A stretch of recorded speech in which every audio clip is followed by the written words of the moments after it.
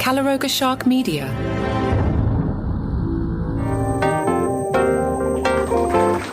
Hi there, I'm Johnny Mac with your daily comedy news, the daily briefing on stand-up comedy comedians and the comedy industry. A sentence the algorithm loves.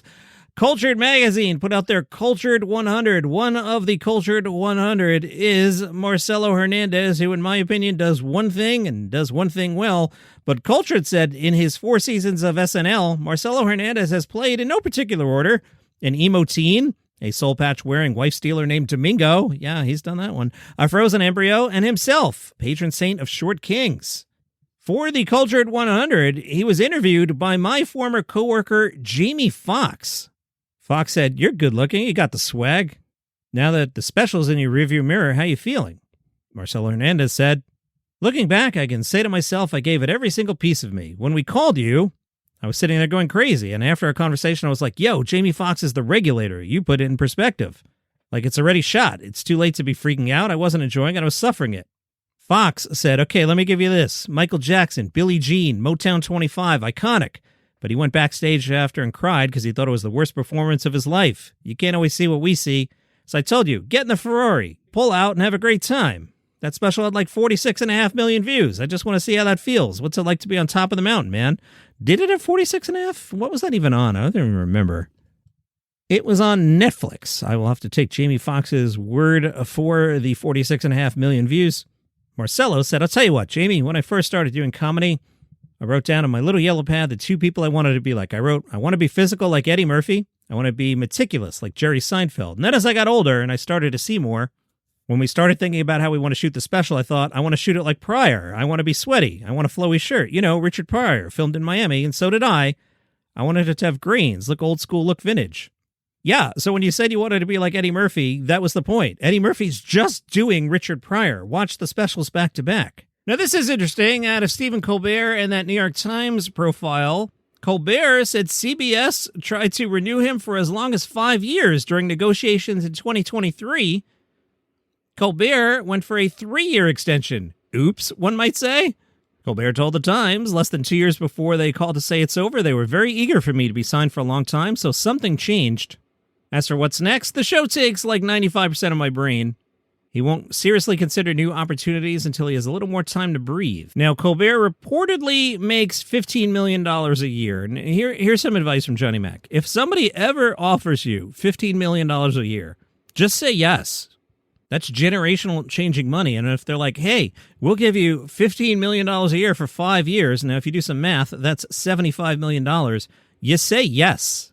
Especially on the talent side, what was going to happen? NBC's going to go, hey, we'll give you $16 million a year. That wasn't going to happen. Just say yes. What are you doing, dude? Conan O'Brien, who settled with NBC for a reported $45 million when the worst person who ever lived, Jay Leno, took The Tonight Show back.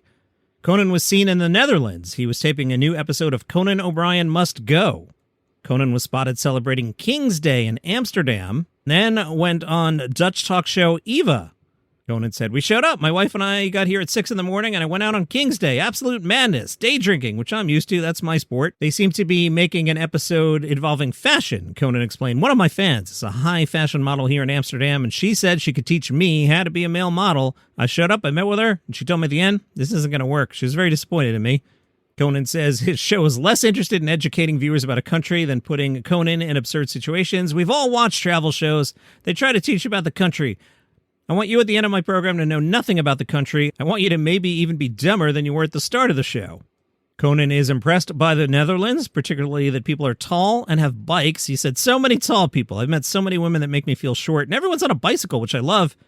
In the United States, when you get on a bicycle, people dress up in these crazy outfits. Here, you just see people riding their bikes in normal clothes." Nikki Glaser admits she wasn't necessarily prepared for the reaction to her saying that she's open to her man fooling around. You remember that whole story? Yeah. Hollywood establishment insider Nikki Glaser was on Kara Swisher's podcast, so it's over. That's it. If we're going to line up the comedians and say who's an insider, who's an outsider, Nikki Glaser's palling around with Kara Swisher. That's it. She's done. Don't expect her to be a roast comedian or doing any of that. The agents have successfully completed the mission. Hollywood insider Nikki Glaser told Kara Swisher, I wasn't even thinking about censoring myself in any way, knowing that this podcast makes headlines, meaning Call Her Daddy. But Nikki said she woke up to headlines saying that she likes for her boyfriend to sleep with other women. Nikki explained it was like 5 different headlines showing up in my feed, and I don't even follow myself. I don't look for news about myself. I avoid it at all costs. It was just really embarrassing. Yes, it was. Esquire wrote a piece. The headline, "This new comedy special completely shocked me with joy." They write, Michael Cruz Kayne's son Fisher died from sepsis in 2009, just 34 days after he was born. Fisher's twin brother lived, and Kayne and his wife Carrie also have a daughter. The family's world was destroyed. It needed to be rebuilt. 10 years later, Kayne, stand-up comic, started writing on Twitter about his grief. The comments started coming in by the thousands. The tweets turned into a one-man show that Kayne titled "Sorry for Your Loss," which is the kind of phrase that shows up on cards. Kayne told Esquire, "Yeah, the show's about grief, specifically about how I felt starting from the moment my son died, which was in 2009, till now, because the grief continues. It's an honest reflection on those feelings, and a lot of that is comedy because I'm a funny person. Even in the worst possible situation, there are still things that if you're a human will make you laugh. I didn't want to hide from those things and pretend not to see them. I just wanted to feel free and be myself, as opposed to trying to be a quote-unquote grieving person. People have an expectation of what someone who's grieving will be like, but all that stuff made me feel alienated from people. What made me feel good was talking to people who talked to me like I was a person. I know you, you're my friend. Can we just talk how we normally talk?" As for the special, he says, once you release it into the world, you lose a lot of control over how people receive it. It's funny. The New York Times did a piece about like how grief and comedy a few years ago that I was in. I read all the comments. A large percentage of them were like, what kind of sicko experiences some kind of tragedy and then tries to turn it into jokes? I guess they hadn't seen it, so that's what they think it is. That one is called Sorry for Your Loss. He is Michael Cruz Kayne, Kayne. Interview Magazine caught up with Veronica Slowakowska. They did a little free association. Short form, she said. Easier in ways, harder in ways. SNL's a form of its own. It's not exactly live. It's edited on the spot. About attention spans. Short and screwed up, but I don't think all is lost. I can totally binge Sister Wives. Delivery. I'm a corporate slot person. Rice bowls, protein, a vegetable, something that's sustaining my energy and making me think good. I'm obsessed with this place that has Brussels sprouts. Whenever we order it, everyone's offices smell like farts. Actors. She says, I feel like I was right in the middle of comedian and actor, but since getting on SNL, I've chosen a side. Is being a comedian cooler? I don't know, maybe. About sleep. SNL gives us time to sleep, but will you sleep is the question. I'm just amped up. I'm excited. Tonight's a writing night. Am I going to go home at midnight or am I going to go home at 4 a.m.? It's kind of up to me. A few weeks ago, a Lorne Michaels documentary came out.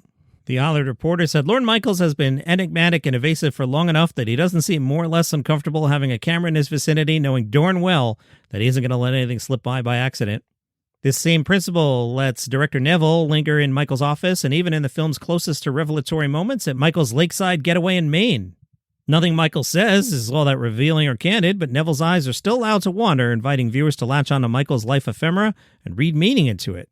Is his love of gardening an extension of his devotion to cultivating talent? He won't say so, but maybe. Is his office filled with fish that he refuses to name as a mirror of the constant rotation of cast members of his best-known show? Don't know. Not surprisingly, the people with the loosest lips are people who no longer rely on Michaels for a paycheck, with many of the highlights coming from John Mulaney, Fred Armisen, Bill Hader, and Adam Sandler swapping stories. Mulaney, like Tina Fey, Conan O'Brien, and a few of the veteran writers, gives the strongest impressions of knowing where the bodies are and buried when it comes to revealing details about Michaels, but each of the people who appear to know him best has an I can never repay Lorne story that makes it clear that they aren't saying anything Lorne wouldn't want said. If Michaels were to retire after the season, Neville's documentary could be shown at his retirement party without anybody feeling awkward. The AV Club said that Lorne, the documentary, fights a losing battle against all the other sketch show history lessons. They write, SNL's been so celebrated, chronicled, and mythologized that it seems impossible to imagine anything new to say about the sketch show, but documentarian Morgan Neville gives it a shot. Narrated by Chris Parnell, Lorne establishes early on that Michaels isn't particularly interested in a movie being made about him. Michaels presents himself as we often see him, dressed up, gray hair, buttoned down, a tad aloof. The result is a likable film that ought to appeal to SNL fans and hardcore comedy nerds. As an SNL history lesson, Lorne will feel rudimentary to those already besotted by the show. As a portrait of Michael's early years and comedy beginnings, the documentary passes by key biographical details too quickly for them to fully register, and the program's memorable sketches have been played to death by this point. If somehow you're just now getting an SNL and haven't already ingested endless lore about the most adoring of sketch shows, Lorne might be a meaningful primer for everybody else. You've heard this joke before. All right, the Netflix is a Joke Festival is about to kick off. They are highlighting the Shortlist, a showcase spotlighting nationally touring comics. These are not newcomers, but rising voices on the cusp of their next chapter, we are told.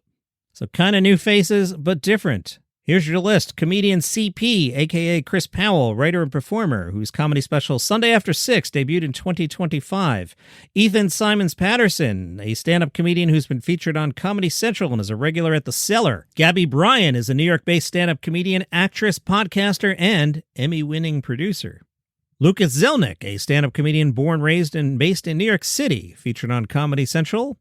Maddie Weiner, a stand-up comedian who made her Fallon debut last year and has filmed stand-up sets for Comedy Central and Don't Tell Comedy. Opie Alagbaju, LA-based stand-up comic who's been recognized by Vulture as one of the comics you should and will know. Peter Ravello, stand-up comedian, actor, and writer based in New York. He debuted on Fallon and has appeared on Comics Unleashed. Yeah. Chappelle Lacey, LA-based stand-up comedian who performs at the Comedy Store and hosts a YouTube series called Cooked in the Comments. Sophie Buttle, she's kind of known, no? Sophie was the head monologue writer for CBS's After Midnight with Taylor Tomlinson and has appeared on Fallon, Corden, and CBC's This Hour is 22 Minutes, and Zach Noe Towers, LA-based comedian, actor, and writer who appeared on Netflix's Dear White People. Those are the Shortlist. The showcase takes place tomorrow, 2 shows, starting at 6 o'clock. And that is your comedy news for today. I will catch you tomorrow.